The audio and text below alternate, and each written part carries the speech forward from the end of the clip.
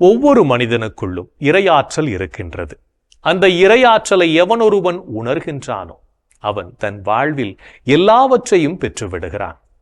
அவனுக்கு தன் வாழ்வில் குறைவு என்பதே கிடையாது. இன்று நாம் வாழக்கூடிய உலகமானது எல்லா துறைகளிலும் வளர்ந்திருக்கிறது என்று பெருமையாக நாம் ஒரு புறம் சொல்லிக் கொண்டாலும், இன்னும் ஒரு சில கேள்விகளுக்கு மனித அறிவும் அறிவியல் கண்டுபிடிப்புகளும் சரியான பதில் தர முடியாமல் தவித்துக் கொண்டுதான் இருக்கின்றன என்பதுதான் மறைக்க முடியாத உண்மை. இந்த இயற்கையையும் தன்னை சுற்றி இருக்கின்ற பொருட்களையும் மனிதன் தன் அறிவால் கொஞ்சம் தெரிந்து கொண்டது போல கடவுளையும் அறிந்து கொள்ள முயற்சி எடுக்கிறான்.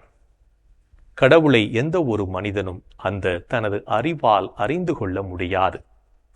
நம்முள்ளே இருக்கின்ற கடவுளையும் அவர் பிரசன்னத்தையும் நம் அனுபவத்தால் மட்டுமே உணர முடியுமே தவிர, நாம் பெற்ற அனுபவத்தை வார்த்தைகளால் விளக்கி மற்றவர்களுக்கு புரிய வைக்க முடியாது. எனவே முதலில் ஆண்டவரை பற்றி அறிந்து கொள்வோம். அதற்கு திருமுழுக்கு யோவானிடம் காணப்பட்ட தாழ்ச்சி நமக்கு வேண்டும். நானோ குறைய வேண்டும், அவரோ வளர வேண்டும் என்ற மனநிலை நம்மில் உருவாக வேண்டும்.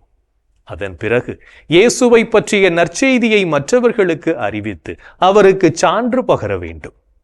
இந்த மனநிலையை வளர்த்து கொண்டு நாளும் இறைவனின் பிள்ளைகளாய் வாழ்வோம்.